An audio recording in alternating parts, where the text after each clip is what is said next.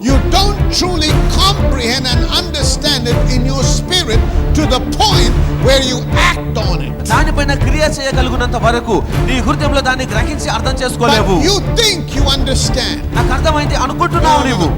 Understanding always produces fruit.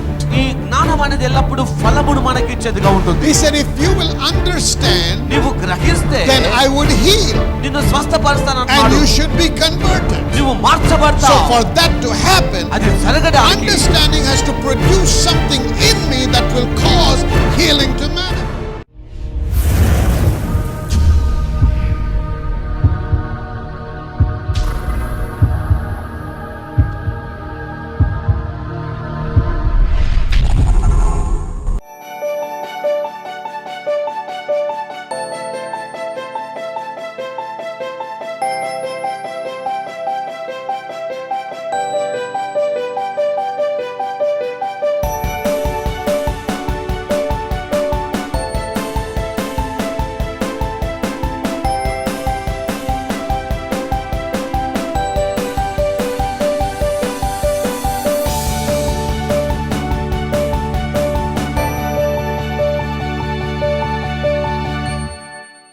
A couple of weeks ago, I started on the subject of fear.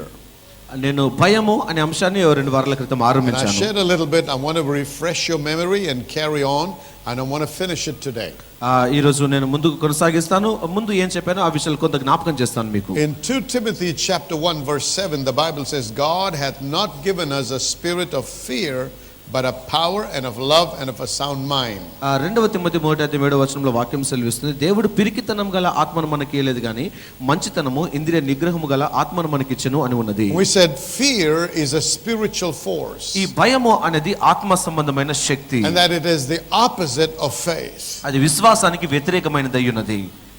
Faith is of the spirit and fear is also of the spirit. ఈ విశ్వాసము అలాగే భయము కూడా ఆత్మ సంబంధమైన శక్తులై ఉన్నాయి. And both of these forces attract what you believe. ఈ రెండు కూడా ఏది నమ్ముతామో దానినే మన జీవితానికి తీసుకొని వస్తాయి. Both operate in a similar manner. అవి రెండు కూడా ఒకే రీతిగా పనిచేయడం If you జరుగుతుంది. believe in something in faith, faith will produce what you believe. విశ్వాసంతో దేన్నైనా మీరు నమ్మినట్లయితే అది మీకు కలగడము జరుగుతుంది. And when you operate in fear, whatever you fear will be attracted to manifest in your life. అలాగే ఒకవేళ మీరు భయపడుతున్నట్లయితే దేనికైతే భయపడతారో అది మీ పైకి రావడం So we జరుగుతుంది. said according to Job chapter 3 verse 25, యోబు 3:25 ప్రకారముగా Job says, for the thing which I greatly feared is come upon me, and that which I was afraid of is come unto me. నేను ఏ విషయంలో అత్యధికముగా భీతి నొందితునో అది ఏ నాకు సంభవించుచున్నది అని అక్కడ యోబు మాట్లాడుతున్నాడు. So whatever he feared and whatever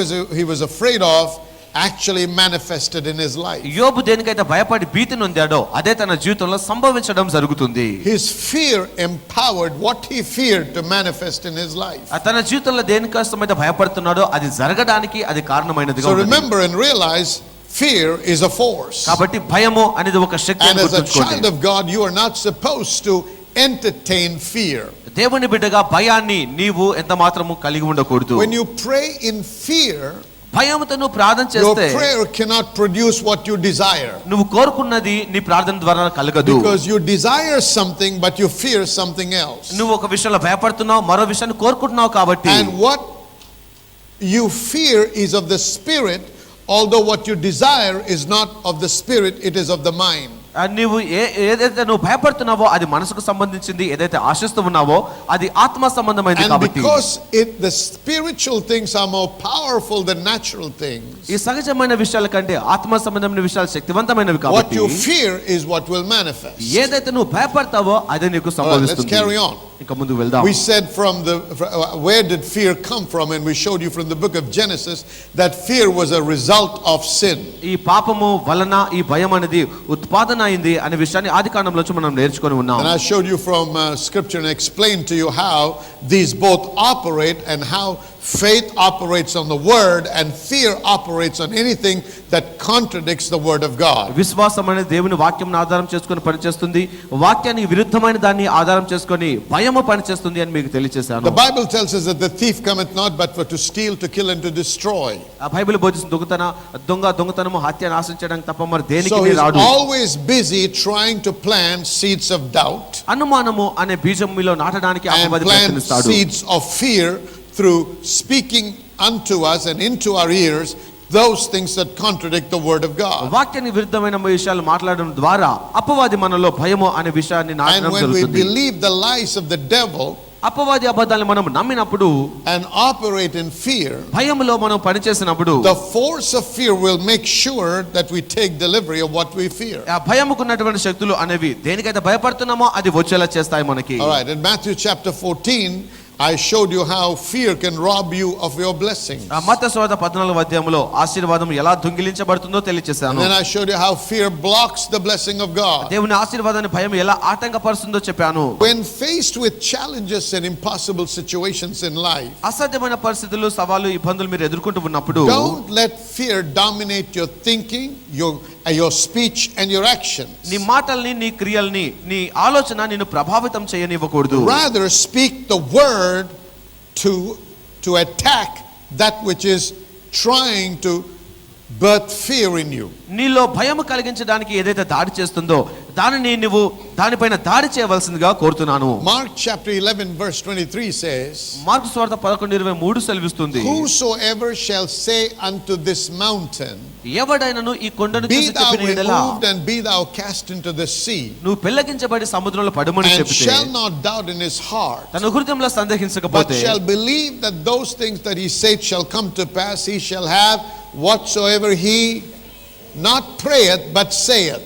వాడు చెప్పినది జరుగునని నమ్మితే వాడు చెప్పినది వానికి జరుగునని చెప్పుచున్నాను. So what are we encouraged from the word of God? వాక్యం నుంచి ఎలా Not ప్రోత్సహించబడుతున్నాం? to speak about your problem, సమస్య గురించి but to మాట్లాడకూడదు, కానీ speak to the problem and attack the problem with the word of God. సమస్యతో మాట్లాడాలి, ఆ సమస్యకి దేవుని వాక్యముతో దాడి చేయాలి. Let me remind you this morning, you cannot ignore the problem.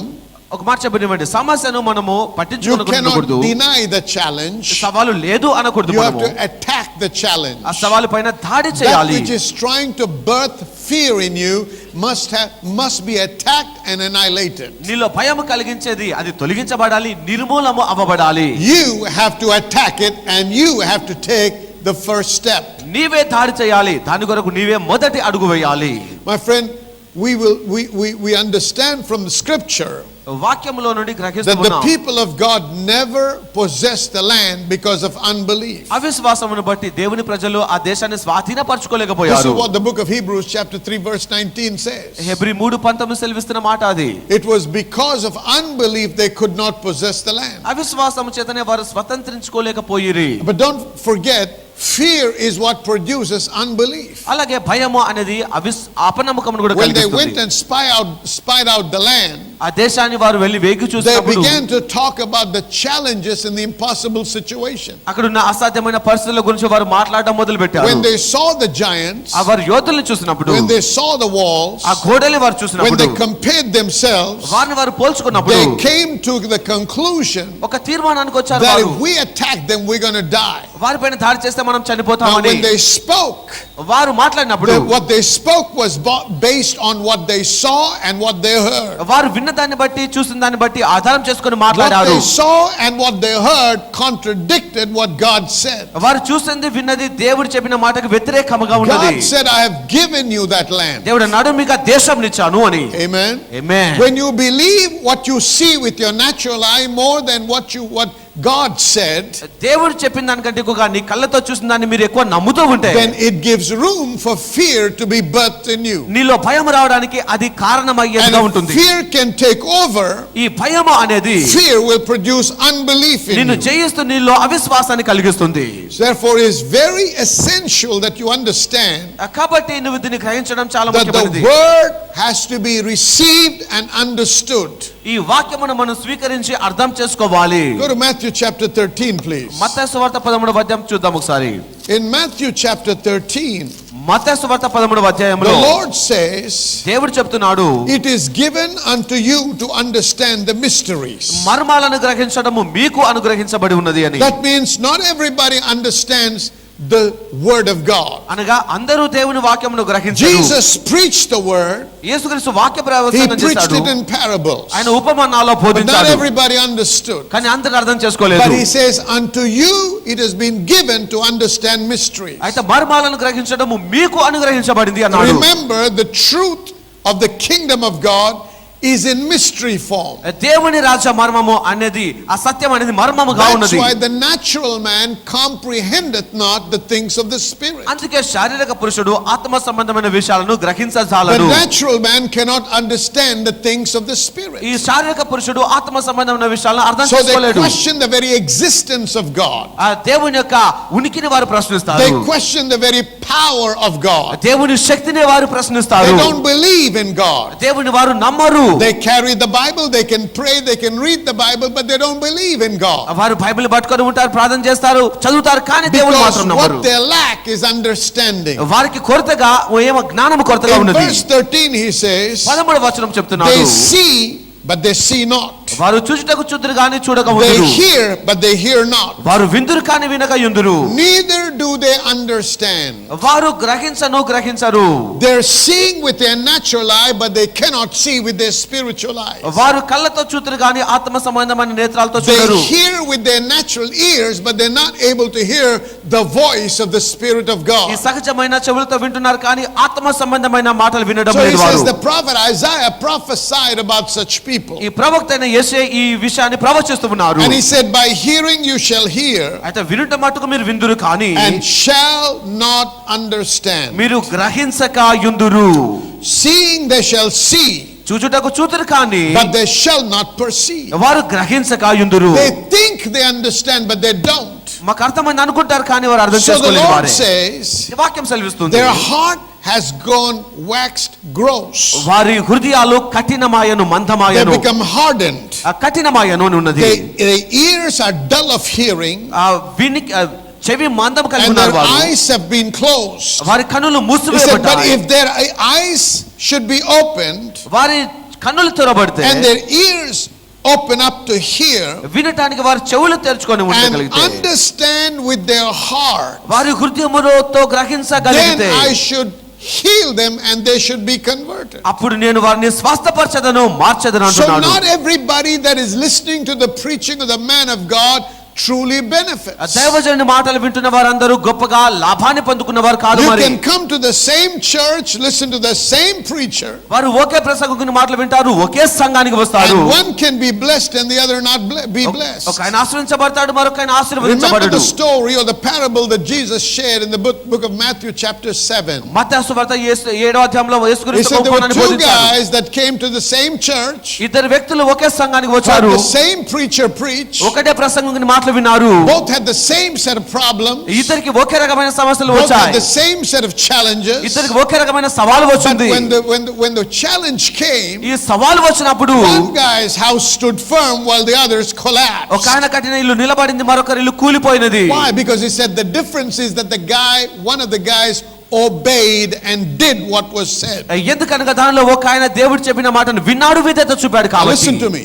వినండి. When you see, నువ్వు చూస్తున్నప్పుడు, when you hear నువ్వు వింటున్నప్పుడు, and receive understanding, జ్ఞానాన్ని పొందుకుంటున్నప్పుడు, understanding provokes action. ఈ జ్ఞానము అనేది నీలో క్రియను When కలిగిస్తుంది. you don't understand, నువ్వు అర్థం చేసుకోకపోతే you don't act on it. దానిపైన క్రియ చేయలేవు.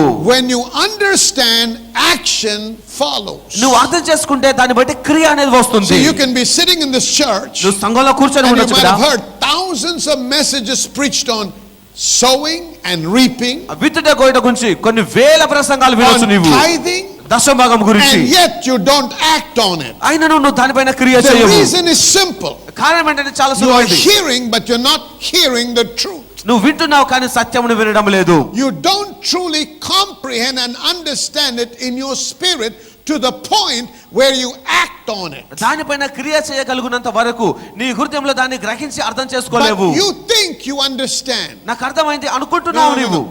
Understanding always produces fruit. ఈ జ్ఞానం అనేది ఎల్లప్పుడు ఫలమును మనకి ఇచ్చేదిగా ఉంటుంది. He said, if you will understand, నీవు గ్రహిస్తే then I would heal. నిన్ను స్వస్థపరుస్తాను And అంటున్నాడు. you should be converted. నువ్వు So మార్చబడతావు. for that to happen, అది జరగడానికి understanding has to produce something in me that will cause healing to manifest. స్వస్థత జరగడానికి ఈ జ్ఞానము లేదా అర్థం చేసుకోవడం అనేది నాకు కావాలి. Now look what he says in verse 19. 19వ వచనంలో చూడండి. ఇంకా When anyone heareth the word of the kingdom దేవుని రాజ్య మాటను ఎవడైనా విని and understandeth it not, గ్రహింపక యుండగా then cometh the wicked one and catcheth away that which was sown in the heart. అతని హృదయంలో విత్తబడినటువంటి విత్తనాన్ని దుష్టుడు వచ్చి దొంగిలించును. Because the devil does not want the word to produce in your life. ఆ వాక్యము నీలో ఉత్పాదన చేయడం అనేది అపవాదికి He ఇష్టం లేదు wants you కాబట్టి to doubt his word. తన వాక్యము నువ్వు He అనుమానించాలని wants you కోరుతాడు. to fear lack. నువ్వు కొరతకు He భయపడాలని wants you కోరుతాడు. to fear that if you do act, it may not work. నువ్వు క్రియ చేస్తే పని చేయదు అని భయపడాలనుకుంటాడు. Say amen, somebody. See, the Bible says Bible బోధిస్తుంది the word was preached unto them, వాక్యము వారికి but it బోధించబడింది, did not profit them వారికి లాభకరంగా లేదు. because the word preached was not mixed with faith. ఆ వాక్యానికి వారి విశ్వాసం కలపలేదు కనుక Hearing in itself is not enough. కేవలం వినటమే సరిపోదు. మనకి Hearing is the first step. వినటము మొదటి భాగము. Now you got to act on what you hear. ఇప్పుడు విన్న దానిపైన క్రియ You చేయాలి. నీవు receive understanding. నువ్వు జ్ఞానమును పొందుకోవాలి. Understanding is what enables you to act. ఈ జ్ఞానము నీకు క్రియ చేసేలా చేస్తుంది That's నిన్ను. the process called mixing your faith with the word. దానిని వాక్యముతో విశ్వాసం కలపడం అంట. Only when you mix your faith with the word you hear, విన్న వాక్యానికి నీ విశ్వాసాన్ని నువ్వు కలిపినప్పుడు it మాత్రమే becomes productive in your life. అది ఉత్పాదన చేసేదిగా ఉంటుంది నీకు. If you understood what I said, say amen. Amen. So remember, గుర్తుంచుకోండి, to overcome fear, భయమును జయించడానికి faith is the only thing that can replace it. దాని స్థానంలో వచ్చేది ఏకైక మార్గం So we విశ్వాసమే. need the faith from the word of God. వాక్యం నుండి విశ్వాసాన్ని మనం చూస్తూ ఉన్నాం. In Numbers 13, సంఖ్యాకాండ 13వ అధ్యాయంలో we see that 12 spies were sent out to spy out the land. 12 వేగుల వారు ఆ దేశాన్ని వేగు చూడడానికి All పంపించబడ్డారు. the people and the leadership heard the word of the Lord ఆ ప్రజలందరూ కూడా దేవుని వాక్యమును విన్నవారుగా and knew ఉన్నారు. the promise that God had given them, that God had given them the land that flows with milk and honey. పాలు తేనెలు ప్రవహించు దేశమును దేవుడు వారికి ఇచ్చారు అనే వాగ్దానాన్ని అందరూ విన్నారు. But not everybody understood it. కానీ అందరూ గ్రహించలేదు Not దాన్ని. everybody mixed it with faith. అందరూ విశ్వాసమును కలపలేదు దానికి. So the people that did not understand గ్రహించని ప్రజలు ఎవరైతే ఉన్నారో said something. వారు ఒక మాట చెప్పారు. Because out of the abundance of the heart, the mouth speaketh. ఎందుకంటే హృదయం నిండిన కొలది నోరు మాట్లాడును. How do I know you understood something? నువ్వు అర్థం చేసుకున్నావని ఎలా తెలుస్తుంది? Your speech, what you say, will let me know whether I understood it or not. నువ్వు చెప్పే మాటలే నువ్వు గ్రహించావా He లేదా said, అని చెప్తుంది I am మనకి. healed by his stripes, ఆయన దెబ్బల ద్వారా స్వస్థపరచబడ్డాను, but I can't get out of bed. కానీ బెడ్ లోంచి You బయటికి did రాలేను. not understand. అంటే నువ్వు గ్రహించలేవు అని అర్థము. I know God healed me, దేవుడు స్వస్థపరచడం తెలుసండి, but how can I get rid of this pain? కానీ ఎలా నొప్పి నుంచి బయటికి రాగలను? You did not understand the word. నువ్వు వాక్యమును గ్రహించలేదు. Do you understand what I'm saying right now? అర్థమైందని నేను చెప్తున్న మాటలు మీకు. Not everybody that just said amen understood what I just said. ఇప్పుడు ఆమె చెప్పిన వారందరూ కూడా నేను చెప్పిన మాటని అర్థం చేసుకోలేదు ఇంకా. Amen. Amen. So you got to have your ears pricked open to hear what the Spirit of the Lord has to say. దేవుని ఆత్మ చెప్తున్న మాటలు వినడానికి మనం చెవులు That's తెరుచుకొని why I ఉండాలి. always encourage you, listen to the voice behind the word. అందుకే మీకు చెప్తాను, దేవుని వాక్యం వెనకాల ఉన్న ఆ స్వరం వినడానికి It's సిద్ధపడి not ఉండండి. enough to have an explanation in your mind. నీ మనసులో దానికి వివరణ The word అక్కర్లేదు. has to become alive. ఆ వాక్యం నీలో సజీవంగా ఉండాలి. In a few days we're going to celebrate Christmas. కొద్ది రోజుల్లో మనం Christmas And celebrate what does చేసుకుంటాం. that mean? దాని అర్థం ఏంటి? The word put on flesh. వాక్యము శరీరధారి ఆయను. Amen. Amen. The word, if it remains only as a thought ఆ వాక్యం in your mind, మనసులో తలంపుగా ఉండిపోతే it cannot produce. నీకు ఫలము But the ఇవ్వదు. day the word puts on flesh, ఆ వాక్యము శరీరమును దాల్చినప్పుడు that's when you benefit. అప్పుడు నువ్వు ఫలిస్తావు. Somebody say amen. Amen. Do you understand? So the guys that did not understand, ఈ అర్థం చేసుకోలేని ప్రజలు did not receive and mix it with faith. వారు విశ్వాసంతో దాన్ని I పొందుకోలేదు. want you to hear their language. వారి ఒక భాషను వినండి, వారి భాషలో. They said, we have seen giants in the land that eat the inhabitants thereof. ఆ దేశంలో ఉన్న నివాసులను భక్షించు యోధులను మేము చూసాము. We be not able to go up against them. వారి మీదకి పోవటానికి మనకు శక్తి We are చాలదు. grasshoppers in their sight. వారి దృష్టికి మేము మిడతల వలె ఉన్నాం. What did they understand? వారు ఏమర్థం చేసుకున్నారు? God said, I've given you those people. ఆ ప్రజలను మీకు ఇచ్చాను అన్నారు దేవుడు. Read Deuteronomy chapter 7, Deuteronomy chapter 9. God said, you will take over the giants. ద్వితీయోపదేశకాండము 6-7 చదవండి. ఆ Today you యోధులను will జయిస్తారు. cross Jordan and you will possess that land. ఈ రోజు యోర్దాను నదిని దాటుతారు, స్వాధీనపరచుకుంటారు You అన్నారు will దేవుడు. overtake and you will completely annihilate the people of repute. ఆ స్వాధీనపరచుకొని ఆ దేశంలో ఉన్న ప్రజలను నిర్మూలన చేసేది అన్నాడు. They heard it but they never understood. Sister Shravya comes from a non-Christian family and she's been coming to our church for many years now. She's the only one who is saved in her house and she's the only one who comes to the church. But her faith is such that she can testify boldly in her family that Jesus is the one who can do miracles in her life. It so happened that she and her husband were planning to sell a piece of property for the last 2 years. They tried every possible way to sell that property but nothing was working out. So much so that they gave up on that and they actually closed down the deal of selling that property. But one particular service, this dear sister was here and Pastor Merlin released a word regarding this situation, that properties that want to be sold, God was doing a miracle. This sister received that word and she started thanking the Lord. She went back home and told her non-Christian husband that a word has been released and definitely Jesus will bring it through. And her testimony this evening is, church, just as she challenged her husband, the very next day God did a miracle. Somebody came forward to buy that property. The deal was struck the same day and the property was sold, which was actually held up for the last 2 years. Jesus did a miracle for her. All glory to Jesus. హల్లెలూయా. ఇక్కడున్న సహోదరి పేరు మరి సహోదరి శ్రావ్య అండి. ఇప్పటికే కొద్ది కాలంగా సంఘానికి వస్తున్నారు. మరి క్రైస్తవేతర కుటుంబం నుంచి మరి రావడం జరుగుతుంది.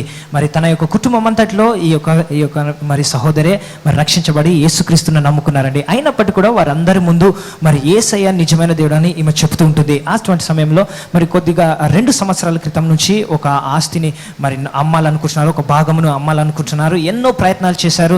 ఎన్ని ప్రయత్నాలు చేసినా అవన్నీ వృధా అయిపోయాయి. ఒక రోజున మరి ఆరాధనకి రావడం జరిగిందండి. మరి ఆరాధనలో వచ్చినప్పుడు పాస్టర్ మర్లిన్ గారు ఒక మాట మరి విడుదల చేశారు. ఎవరైతే ఇలా మరి ఒక ఆస్తిని అమ్మాలని మరి యోచిస్తున్నారో మరి దేవుడు వారి జీవితంలో గొప్ప కార్యం చేస్తున్నాడు అని చెప్పారండి.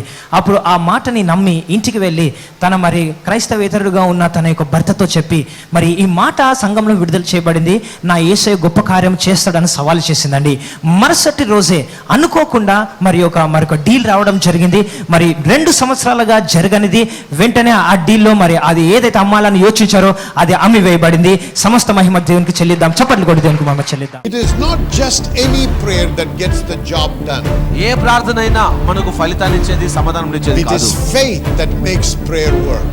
మన విశ్వాసమే ప్రార్థన That's why you would have observed మీరు గమనించుంటారు that many times your frantic prayers are not answered. భయంతో మీరు చేసే ప్రార్థనకి చాలాసార్లు సమాధానం రాదు. You are in fear and you're expecting the worst, but you're praying, and you know what you feared manifested rather than what you prayed for. మీరు భయపడుతున్నారు, దానిలో ప్రార్థన చేస్తున్నారు, అది జరగాలనుకుంటున్నారు కానీ అది జరగడం అసాధ్యంగా What ఉన్నది. is the reason? కారణం ఏంటి?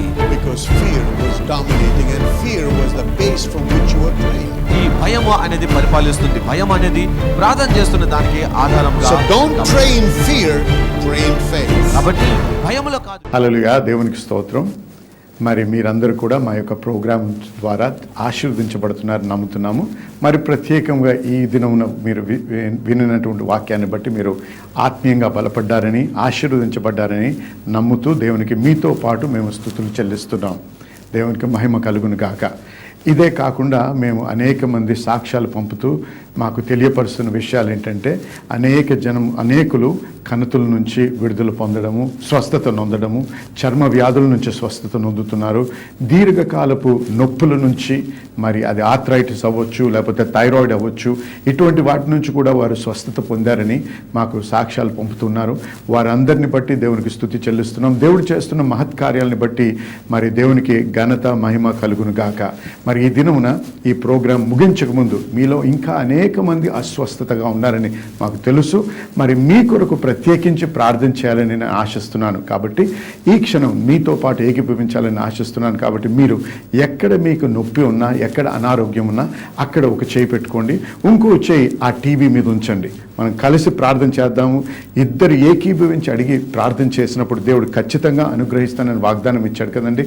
మరి ఆ వాగ్దానాన్ని బట్టి మరి ఆయన పొందిన గాయముల చేత మనం స్వస్థత నొందితిమి అన్నారు. దేవునికి స్తోత్రం, హల్లెలూయా. నొందబోచటం లేదు, మనం నొందితిమి. కాబట్టి నమ్మండి, విశ్వసించండి. ఈ ప్రార్థన చేసినప్పుడు దేవుని యొక్క శక్తి, దేవుని యొక్క ఆత్మ మీ మీద వచ్చి మిమ్మల్ని తాకి మిమ్మల్ని స్వస్థపరుస్తారని నేను నమ్ముతున్నాను. కాబట్టి దయచేసి ఏకీభవించండి. ఇప్పుడు ప్రార్థన చేద్దాం. పరిశుద్ధ దేవా, మీకు స్తుతి చెల్లిస్తున్నాం, మీకు మహిమ కలుగును గాక. ఈ సమయంలో ప్రతి బిడ్డ ఎవరైతే నాతో ఏకీభవిస్తున్నారో, ఎవరైతే అనారోగ్యంతో అస్వస్థతతో బాధపడుతున్నారో, ఎవరైతే సాతాను యొక్క బంధకములో ఉండి వాటి నుంచి విడుదల పొందలేని మరి బంధించబడిన స్థితిలో ఉన్నారో వారందరి నిమిత్తం ప్రార్థన చేస్తున్నాం. ఈ సమయంలో ప్రభా యేసు నామములో ప్రతి విధమైన అనారోగ్యాన్ని, నొప్పులను, చర్మ వ్యాధులను, మరి ఆర్థరైటిస్ని, థైరాయిడ్ని, రకరకాలైన బాధల నుంచి విడుదల కలుగును గాక అని యేసు నామములో ఆజ్ఞాపిస్తున్నాం ప్రభా. ఎందుకంటే మీరు ఇచ్చిన వాగ్దానాన్ని బట్టి, మీ వాక్యాన్ని ఆధారపడి ప్రభా మీకు స్తుతి చెల్లిస్తున్నాం. మీ వాక్యమును బట్టి, మీరు పొందిన గాయములు బట్టి ప్రభా మీ బిడ్డలు ఈ క్షణమే స్వస్థత నొంది తీరి ప్రభా. కాబట్టి మీకు స్తుతి చెల్లిస్తున్నాం. మీకే మహిమ కలుగును గాక. మీకు స్తోత్రం, హల్లెలూయా. ఏకీభవించిన వారందరూ కూడా నాతో పాటు ఆమేన్ చెప్పండి. హల్లెలూయా. నేనైతే నమ్ముతున్నాను మీరందరూ కూడా స్వస్థత నొందారని. మీరు పొందినప్పుడు, అది అనుభవించినప్పుడు మరి ఏమాత్రం ఆలస్యం చేయకుండా మా నంబర్లు మీకు కనపడుతూ ఉంటాయి, మా ఫోన్ నంబర్లు, వాటికి ఫోన్ చేయండి, మాకు తెలియపరచండి. మీతో పాటు మేము కలిసి దేవుణ్ణి స్తుతించడానికి మాకు మంచి అవకాశాన్ని కలిగించండి. మీకు దేవునికి స్తోత్రము, మహిమ కలుగును గాక. మళ్ళీ మనం తిరిగి మీతో ప్రార్థన చేయడానికి మరొకసారి దేవుడు తరుణం ఇచ్చినప్పుడు ఖచ్చితంగా చేద్దాం. దేవునికి మహిమ కలుగును గాక. ఆమేన్.